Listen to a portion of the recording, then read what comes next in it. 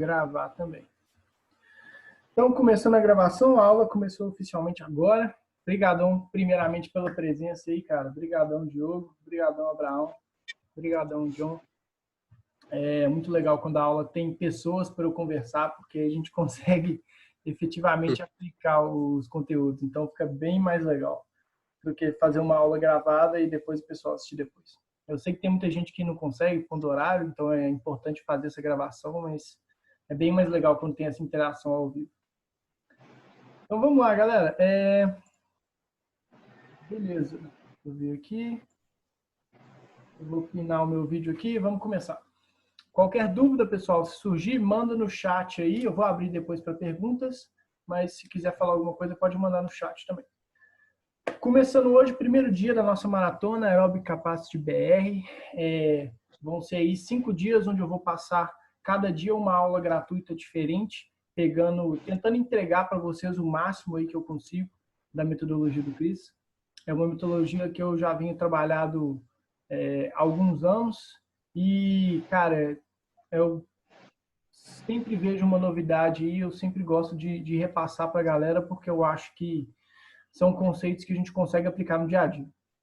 Então, a gente vai entregar o máximo aí nesses 5 dias. Depois desses 5 dias, se alguém quiser se aprofundar mais, a gente vai lançar um curso também.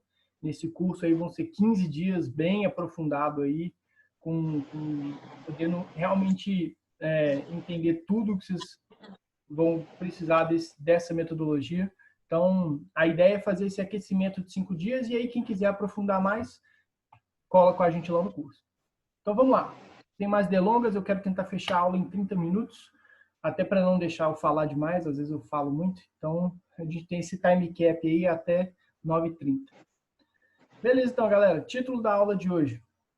Como o Chris avaliou o Rich Froning, que é um dos atletas aí mais históricos no nosso esporte, e como você pode utilizar essa ferramenta no seu contexto, no seu box, com seus alunos ou com seus atletas, ou em outra modalidade até.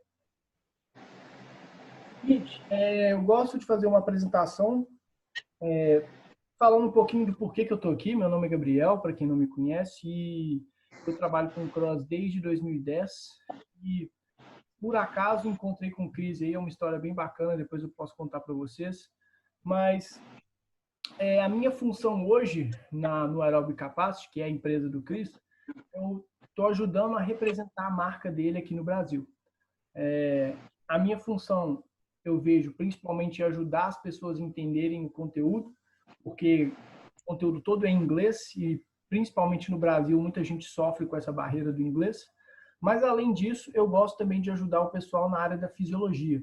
É uma área que eu me interesso muito, que eu estudo bastante. E eu vejo que é uma área que, muitas vezes no curso do Chris, como ele é muito prático, às vezes a gente não consegue aprofundar tanto nessa parte teórica. E eu acho muito interessante a gente conseguir focar nessa parte teórica, porque se a gente entende a fisiologia por trás da metodologia, a gente consegue aplicar em qualquer contexto, em qualquer modalidade, porque a fisiologia é a mesma. O nosso corpo comporta, independente da modalidade que a gente pratica, então, assim, a fisiologia está em tudo, né? Beleza. O que não é legal tirar dessa aula, galera? Eu gosto de começar as aulas assim também, porque o conteúdo do Chris, a metodologia é muito prática, mas a gente tem que fazer algumas ressalvas. Principalmente aí quem é do Brasil sabe e que fez educação física, a gente sabe que tem muitos profissionais aí que nem são profissionais, blogueiros que postam treinos e a gente sabe que tem uma ciência muito grande por trás da prescrição de exercício físico. Então, a gente tem que tomar um pouco de cuidado quando a gente fala em fórmula mágica, metodologia salvadora. A gente sabe muito bem que as coisas não são assim, existem algumas ressalvas. E a primeira ressalva que eu tenho aqui... Valeu, Zé, com Deus. Opa! Falou, Abraão. Então, a primeira ressalva que eu tenho aqui, galera, a forma que o Chris utilizou para avaliar o Froning não é a única forma que vocês têm para avaliar os seus alunos ou os seus atletas. Tem outras formas de avaliar que a gente conhece muito bem, como fazer teste de VO2 máximo, utilizar a frequência cardíaca como parâmetro de intensidade, que é uma coisa que o Chris não faz. E não significa que que a forma como ele faz é a única forma. É só a forma como ele gosta de trabalhar, a forma como eu trabalho também, mas é importante a gente saber que não é a única, tá bom? Vamos lá. Antes da gente começar, eu gosto de contar umas historinhas, pelo menos sempre que eu faço um curso com o Cris, essas historinhas me ajudam a memorizar o conteúdo. Alguém perguntou alguma coisa aqui no chat. Opa, tranquilo, Abraão. Esquenta não. Vamos lá. Sobre essas historinhas, galera, eu não sei o que vocês acham, depois vocês podem me dar o feedback no grupo. Eu tento colocar essas historinhas porque eu sou muito fã do esporte, eu, assim, acompanho o CrossFit Games desde 2010, então, cara, eu sou fã mesmo dos atletas, eu sou fã do Froning, fã do Fraser, fã do Calipa, e só de estar em contato com esse povo, sabe, é algo que me deixa emocionado, assim, eu acho que isso é uma questão mais de emoção, assim, mas eu acredito que se a gente consegue trazer emoção para ajudar no racional, para a gente memorizar conteúdos, para a gente contar histórias para os nossos alunos, mostrando como que os atletas de alto nível também erram, também são humanos, eu acredito que essas histórias são muito positivas. E tem uma história muito engraçada que o Cris conta, que ele começou a ajudar o Jason Calipa, foi o primeiro atleta dos games que ele treinou, e foi engraçado porque quando ele treinava o Jason Calipa, eles tinham uma regra, eles tinham um combinado. E o combinado que o Calipa fez com o Chris era que ele não poderia treinar o Froning. Enquanto ele estivesse treinando o Calipa, eles tinham esse combinado que ele não poderia treinar o Froning.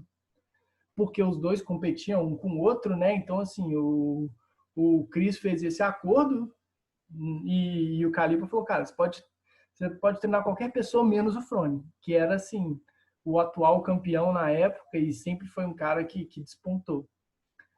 E é um cara que tinha uma dificuldade grande na corrida, então o Calipa sabia que se o Froning aprendesse as coisas que ele estava aprendendo com o Chris, a chance dele pegar o Froning era mais difícil.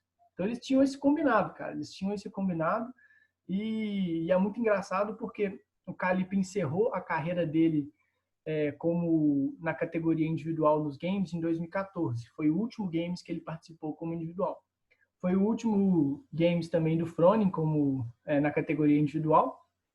E depois que o Calipa aposentou em 2014, ele falou: olha, Cris, aposentei do individual, estou tranquilo agora, você está liberado, pode fazer o que você quiser. Só que ele não conversou isso diretamente com o Chris, foi até engraçado, ele conversou isso com o Froning. O Chris estava lá tranquilo em 2015, quando ele recebe uma ligação do Froning, convidando ele para ir para Cookeville, Tennessee, que é a cidade onde ele mora, para ajudar ele com os treinos de corrida. E o Chris, na hora, ficou assim, nossa, ele ficou super animado, né? Primeiro, porque é o Froning, Rich Froning. Quem do CrossFit não conhece o Rich Froning, né? Ficou até nervoso, mas ele falou, cara, eu não sei se eu posso, porque eu tenho uma parceria com o Calipa, ele que me trouxe para o esporte, eu não sei se eu posso ir te ajudar. Aí o Froning, que sempre teve uma relação muito boa com o Calipa, eles, apesar de serem adversários, eles um ia na casa do outro, sempre tiveram um ótimo relacionamento, competiram junto por equipes quando a gente tinha o Invitational. Então, assim, eles tinham uma relação boa. O Froning foi e falou, não, tá tudo bem, Chris. Eu já conversei com o Calipa. Ele falou que o combinado de vocês já acabou, porque ele não vai competir por equipes, ele acabou a carreira individual dele, então tá tranquilo. Nisso, o Chris ficou super animado, ficou super empolgado e falou, não, beleza, vou aí.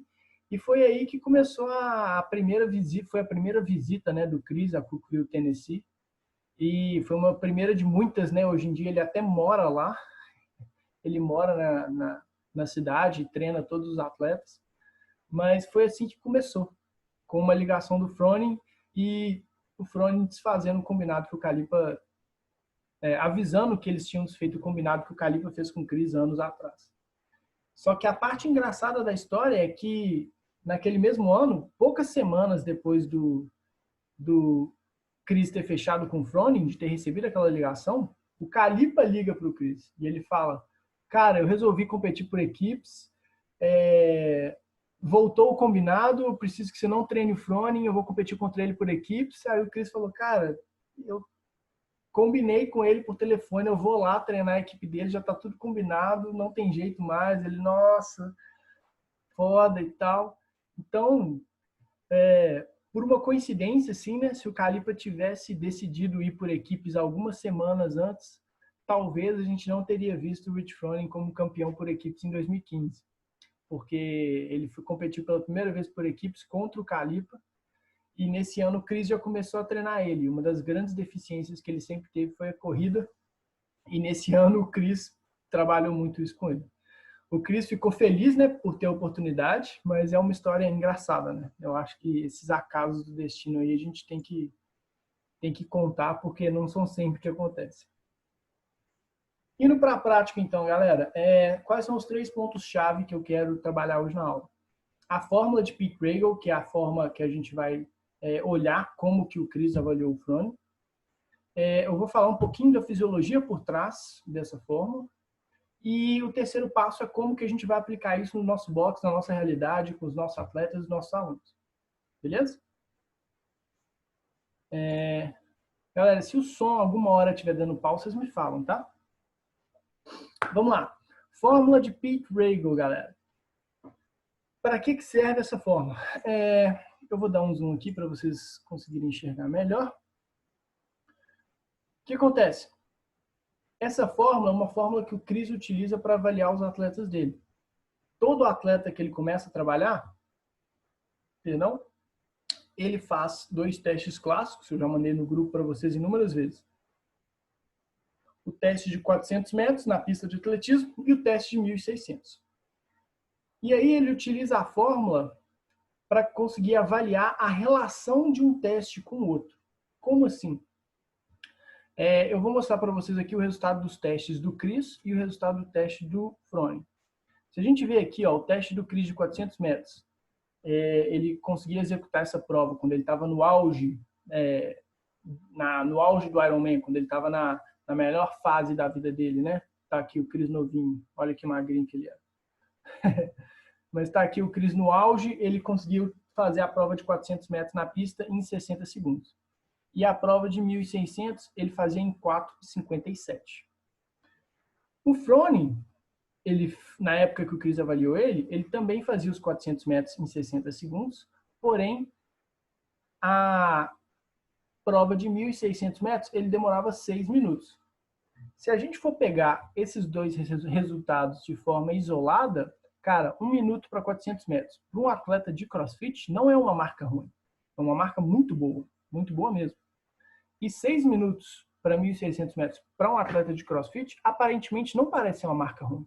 Isso aqui isolado não é um resultado ruim. A grande questão está na relação de um para outro.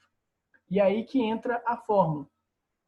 Essa fórmula foi uma fórmula criada por um engenheiro pesquisador, onde ele pegou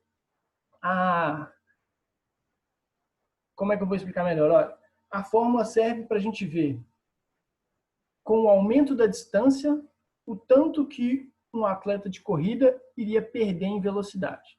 Então, a cada dobro da distância percorrida, quanto que aquele atleta, que aquele aluno, que aquele corredor iria perder em velocidade. Ele criou essa fórmula para poder prever o resultado de uma prova. Então, se você tivesse duas provas ali, uma de 400, uma de 1.600, se você aplicar a fórmula, você consegue prever com uma certa precisão o resultado daquele aluno, daquele atleta para 5 km. Um exemplo aqui.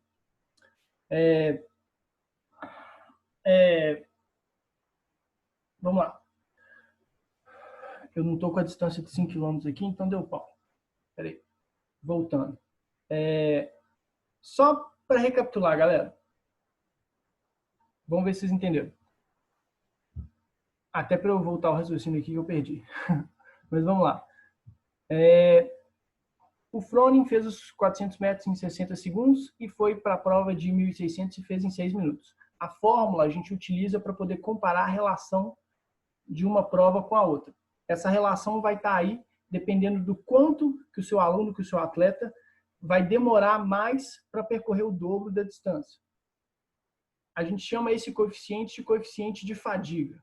O quanto que aquele seu aluno, aquele seu atleta vai fadigando com o dobro da distância. Quanto maior a distância, obviamente, a gente sabe, né? A gente vai diminuir a velocidade. Agora, o que a fórmula vai nos ajudar a medir é o quanto que essa velocidade está diminuindo com o aumento da distância. E aí, galera, esse coeficiente, eu vou mostrar para vocês, a gente consegue medir ele aqui no site.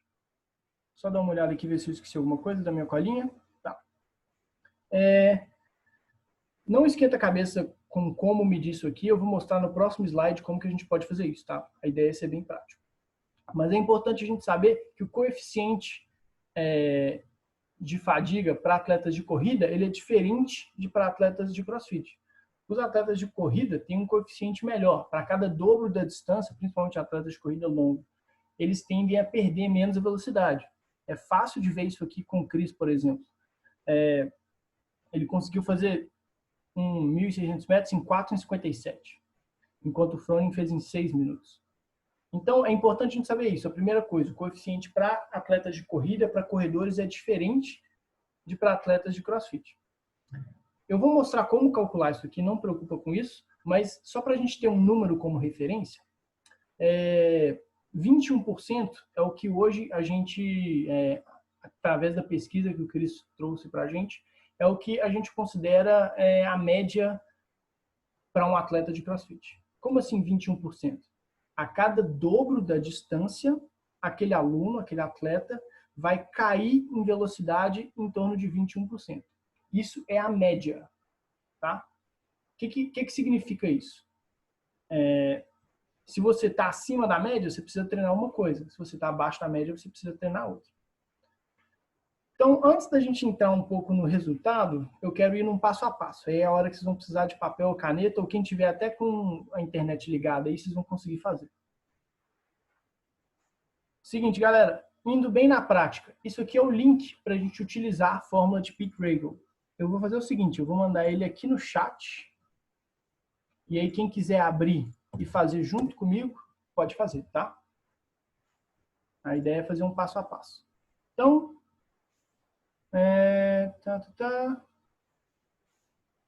abrindo aqui o link. Quem abrir o link aí no chat comigo vai ver a mesma coisa. Esse é o site que a gente utiliza para calcular a fórmula de Pete Rego. O que a gente tem que preencher aqui? Eu vou preencher aqui com os meus dados para vocês terem uma noção de como funciona. Primeiro a gente escolhe a distância da primeira prova. Eu vou colocar aqui em metros, vou colocar 400 metros. Eu faço a prova de 400 metros, daí mais ou menos em torno de 1:12 por aí. Então, 0 horas, 1 minuto e 12 segundos. É o tempo que meu último PR aí na prova de 400 metros deu mais ou menos isso aí. A segunda distância, a gente vai colocar aqui 1.600 metros. Segundo teste que o Chris faz com todos os seus atletas. O meu resultado para 1.600 metros, da última vez que eu fiz, foi em torno de 7 minutos e 40, por aí. 7 minutos e 40. Então, 0 horas, 7 minutos, 40 segundos. Beleza? Para funcionar, galera, a gente tem que primeiro deletar esse coeficiente aqui, ó. Beleza? Uma vez que a gente deletou, a gente pode colocar aqui 5 km, só para a gente ter uma noção. E voilá. O que aconteceu? O que aconteceu, ó, não sei se vocês viram. Esse número aqui mudou. 1.3378.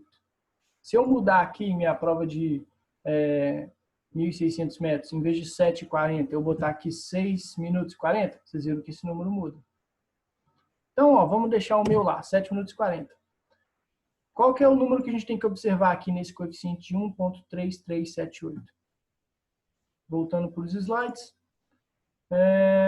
Alguém está com o predidor aberto? Alguém está com uma dúvida aí na hora de preencher? Se tiver, galera, pode falar, viu? A ideia hoje é conseguir fazer esse passo a passo na prática, tá?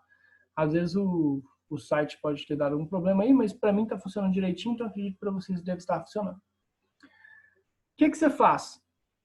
Depois que o Chris fez o teste com o Froning, ele jogou nesse mesmo site os dois resultados e ele viu o coeficiente. O coeficiente do Froning deu 1.287. A forma como a gente utiliza, galera, são os dois números aqui da casa decimal. Então, o Froning deu um resultado de, Deixa eu ver se eu consigo até escrever uma coisinha aqui. Deu um resultado de 28,7. Ficou péssimo esse meu desenho, né? Eu queria circular isso aqui. Queria que tivesse jeito de circular isso aqui. Mas não tem como, então eu vou deletar. Enfim, galera. O que o Chris fez com o Frone? Ele fez os dois testes com ele, 400, 1.600, jogou nesse site que eu mandei para vocês e apareceu esse número aqui, ó, 28,7%. Se a gente for comparar com uma outra pessoa, a gente pode pegar o Chris, quando ele estava no auge da sua carreira. O coeficiente do Chris deu 14,8%. Mas o que isso significa?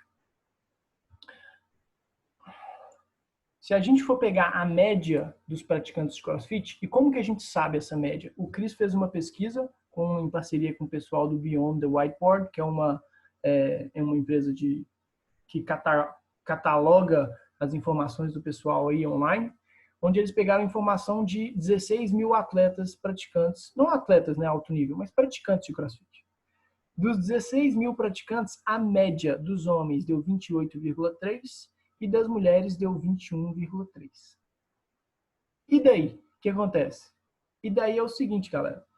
O Frone, apesar de já ter sido 4 vezes campeão mundial, de ser um atleta que consegue fazer uma prova de 1.600 metros num tempo bom, o coeficiente dele deu 28,7.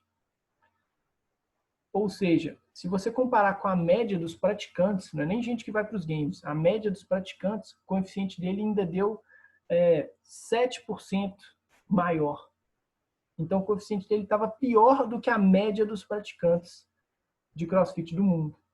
Dá para entender, depois que a gente faz essa análise, por que ele foi tão mal nas provas de corrida nos games, por que ele caminhou no Triple Tree, porque apesar de aparentemente ter uma corrida boa, o coeficiente dele aqui estava muito ruim. Então, a cada dobro da distância, ele estava perdendo muita performance, perdendo muita velocidade, fadigando muito.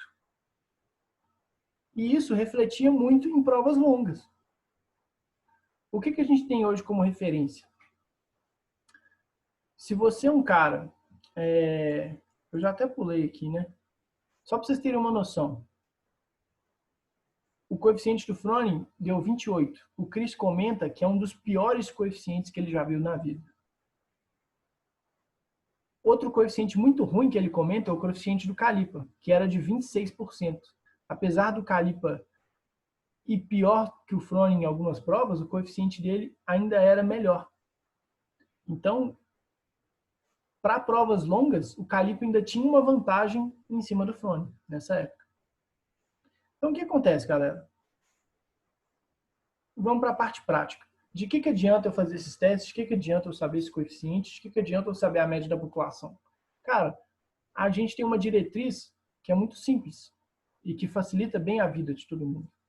Se a gente vai trabalhar com a população em geral, e isso é a avaliação que o Chris faz tanto com os alunos que não são atletas quanto a galera do alto nível, ele faz os dois testes.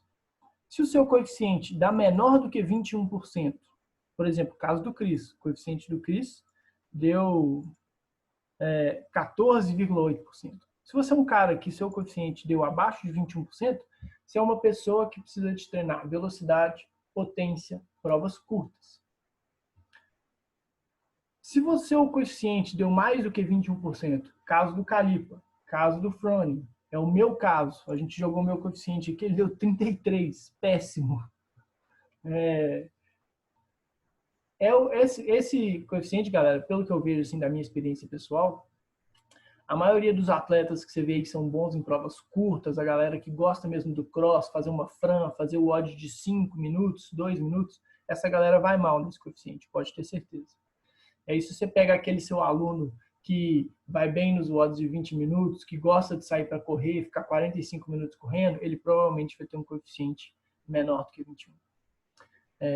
Então, galera, se o seu aluno atleta tem um coeficiente maior do que 21%, você precisa de trabalhar endurance, você precisa de dar estímulos longos, você precisa de trabalhar a via aeróbica dele. Então, vamos lá.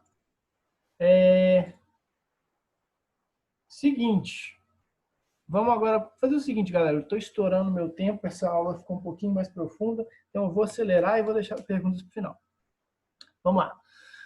Vamos entender agora a fisiologia por trás dessa forma. O que acontece? Se o seu aluno tem um coeficiente menor que 21%, ele precisa de velocidade, do que ele precisa? Ele precisa que você estimule as fibras do tipo 2 dele. A gente tem formas de categorizar as fibras musculares como 2A, 2X, tem até outras formas mais complexas, mais completas até da gente avaliar, mas a ideia é deixar o conteúdo simples e fácil de aplicar em qualquer lugar. Então a gente vai assumir só fibra 1 e fibra 2. Se o seu atleta precisa de velocidade, ele precisa de trabalhar as fibras do tipo 2. Se o seu atleta precisa de endurance, ele precisa de trabalhar as fibras do tipo 1. Eu fiz uma postagem esses dias no Instagram e eu postei esse quadrinho aqui, ó. A gente vai passar por ele para a gente conseguir entender isso de uma forma melhor. Como que funcionam as fibras musculares, galera? Vamos pegar a fibra do tipo 1 primeiro. Fibra do tipo 1, ela é uma fibra que tem um tempo de contração lento. Beleza? É uma fibra que tem uma capacidade oxidativa alta. Ela é uma fibra que tem um diâmetro pequeno. E ela é uma fibra que é muito resistente à fadiga. Então, fibra do tipo 1, tempo de contração lento, capacidade oxidativa alta, diâmetro pequeno e tem uma alta capacidade de resistir à fadiga. Fibras do tipo 2A e 2X, tempo de contração rápido ou muito rápido, capacidade oxidativa das fibras 2A é alta, mas das 2X é bem baixa. Então, para a gente simplificar, né? Vamos colocar que as fibras do tipo 2 são mais lentas na hora de ter uma capacidade baixa de oxidativa. Só para a gente simplificar. Diâmetro médio e diâmetro grande das fibras 2X.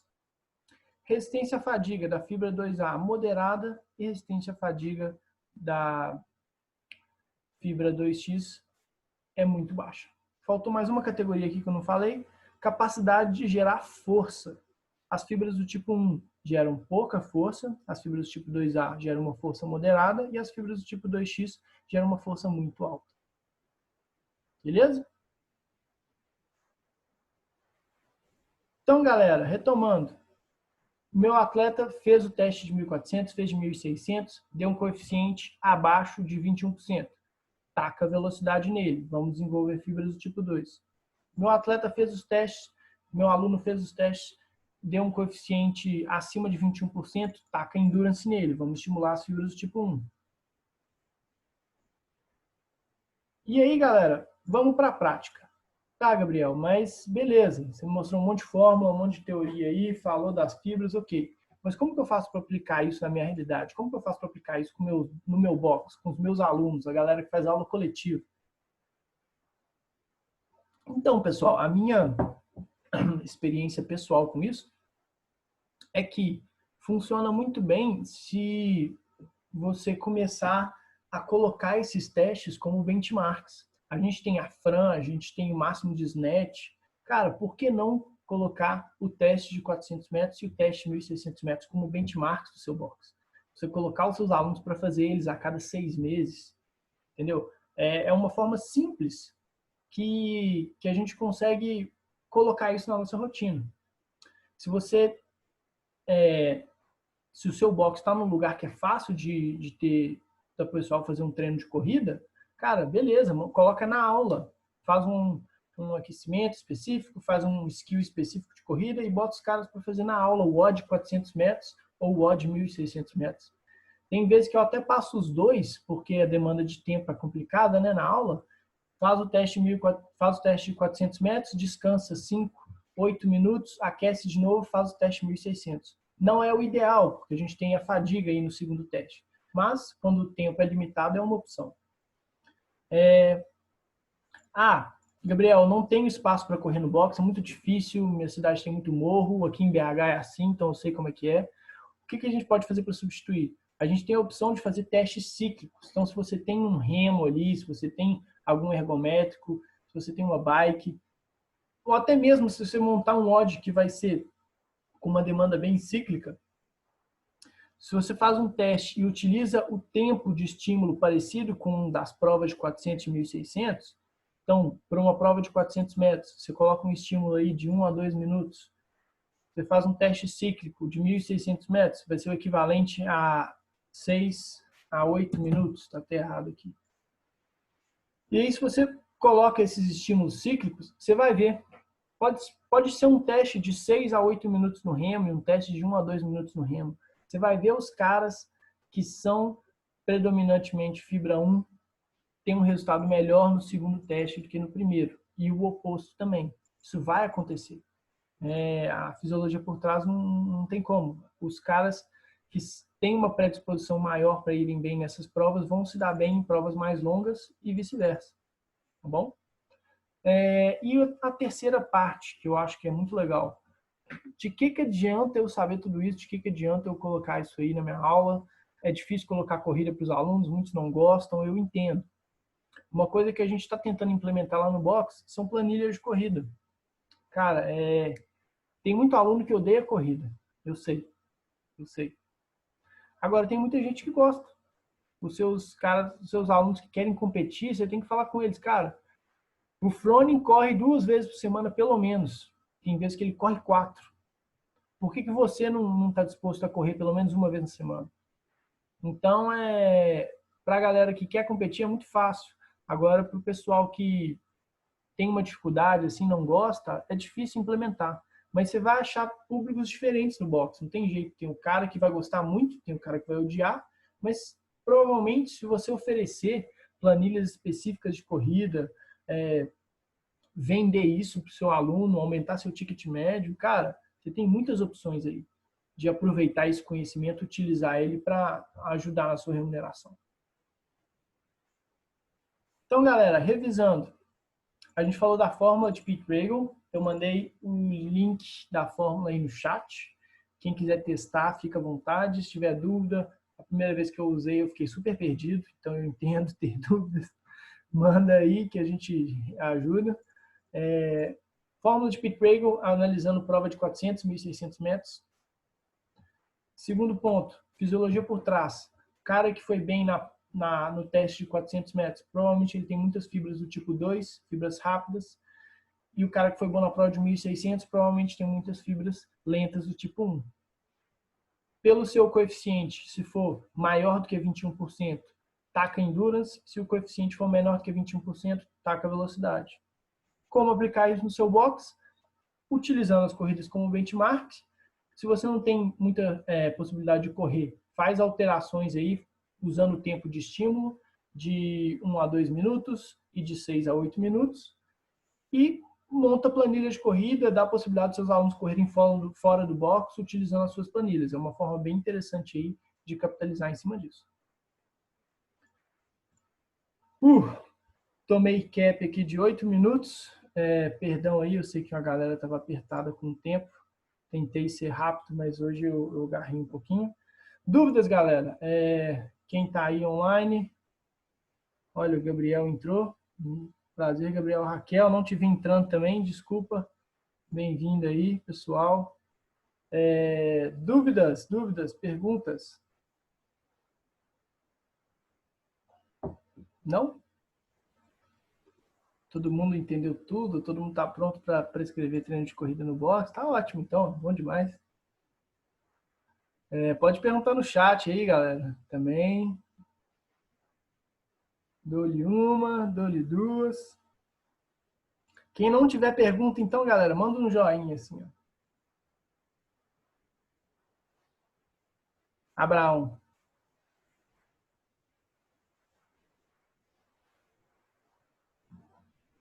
John também perguntou. Como o atleta deve melhorar a resistência. Tá, John, bora para a sua pergunta. Vamos lá. Você vai pegar o seu aluno e aí você vai botar ele para fazer os 2 testes. Fazendo os 2 testes, você vai ter 2 resultados. Você vai ter um resultado de 400, você vai ter um resultado de 1.600. Pegou o resultado, jogou o resultado na fórmula. Vai aparecer um coeficiente aqui, ó. Se esse coeficiente, se esse 1,287 aqui, ó, der mais do que 21, ele precisa de treinar endurance e resistência. Se der menos do que 21, ele precisa de treinar velocidade. Então, por exemplo, o Chris é um cara que no auge, quando ele fez esse teste, ele precisava treinar velocidade. O Froning, no auge, ele precisava treinar resistência. O meu aqui, ó, por exemplo, eu coloquei o meu resultado de 400, coloquei meu de 1.600, apareceu aqui, ó, 33%. Preciso de trabalhar endurance, resistência. Se eu jogasse esse meu resultado aqui, putz, estou voando na prova de 1.600 metros, estou fazendo em 5,40, deu 1,11. Ou seja, preciso de trabalhar velocidade. Como eu não sou esse cara da resistência, eu sou bem lento, o meu aqui, ó, deu 33%. Então eu preciso de trabalhar a resistência. Boa. Valeu, Abraão. Galera, eu sei que tem um pessoal muito corrido aí de tempo. Eu queria pedir para a gente tirar um print da tela, rola? Só para me ajudar lá na divulgação. Um printzinho, quem puder ligar o vídeo aí. Só tirar um printzinho da tela. Quem tiver com vergonha aí, tiver no banheiro, eu entendo. Printzinho da tela aí, galera. Joinha. Quem não puder dar um joinha aí no coisinha. 3, 2, 1. Valeu. Raquel até de máscara. Galerinha, para finalizar, vou mostrar mais uma coisinha aqui para vocês. Para finalizar, muito obrigado. Obrigadão pela participação aí. Obrigado mesmo. Faz toda a diferença aí ter vocês assistindo. Dar aula sozinho é um saco. E muito obrigado mesmo aí pela participação. A gente vai continuar com as aulas nos próximos 5 dias aí. E domingo a gente lança o curso para quem quiser aprofundar mais. Qualquer dúvida, me manda lá no Telegram, eu estou à disposição. E é isso aí. Amanhã é mais cedo, né? Oi? Amanhã vai ser mais cedo. Amanhã vai. Amanhã, sim. Hoje eu demorei porque eu tive que dar uma aula de personal e aí agarrou. Mas amanhã eu vou tentar fazer mais cedo. O horário lá tá 8 horas, né? Acho que sim. Aqui já é 1h42. Nossa, tô sono aí, velho. Perdão. Já direto pra cama. Valeu então, galera. Muito obrigado. Vou parar até aqui de gravar.